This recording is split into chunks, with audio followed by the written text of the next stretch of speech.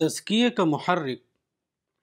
اگر یہ کہا جائے کہ اسلام کا نشانہ یعنی گول صالح نظام قائم کرنا ہے، اس صالح نظام کے لیے صالح افراد درکار ہیں۔ تزکیے کا مقصد یہ ہے کہ ایسے صالح افراد تیار کیے جائیں جو صالح نظام بنا سکیں۔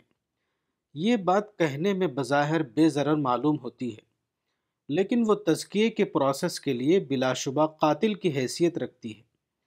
اس قسم کے تصور اسلام کے تحت کبھی تزکیے کا عمل مؤثر طور پر جاری نہیں ہو سکتا۔ اس امتحان کی دنیا میں انسان کو ایسے حالات کے درمیان رہنا پڑتا ہے جہاں ہر طرف تزکیے کے خلاف اسباب موجود ہیں۔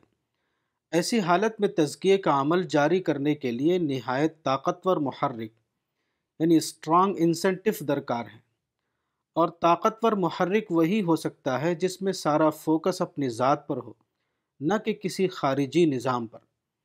حقیقی تزکیے کے لیے ضروری ہے کہ آدمی یہ محسوس کرے کہ تزکیے کے بغیر وہ ہرگز کامیابی حاصل نہیں کر سکتا۔ تزکیہ نہ کرنے کی صورت میں اس کے لیے ابدی محرومی کے سوا اور کچھ نہیں۔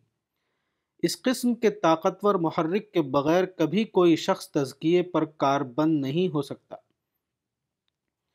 حقیقی تزکیے کے لیے شدید محاسبہ درکار ہوتا ہے، اور شدید محاسبہ کبھی کسی خارجی نظام کی نسبت سے پیدا نہیں ہو سکتا۔ اگر میں نے اپنا تزکیہ نہ کیا تو میں ہلاک ہو جاؤں گا۔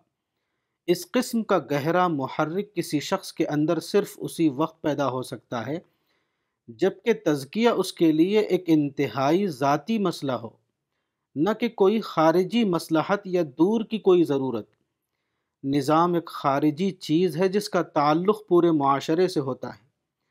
اس قسم کا حوالہ کسی آدمی کے اندر طاقتور محرک بن کر داخل نہیں ہو سکتا۔ حقیقت یہ ہے کہ تزکیہ ہمیشہ اپنی ذات کے حوالے سے کسی کی زندگی میں شامل ہوتا ہے، نہ کہ کسی خارجی نظام کے حوالے سے۔ کتاب تزکیہ نفس، مولانا وحید الدین خان، صفحہ نمبر 52۔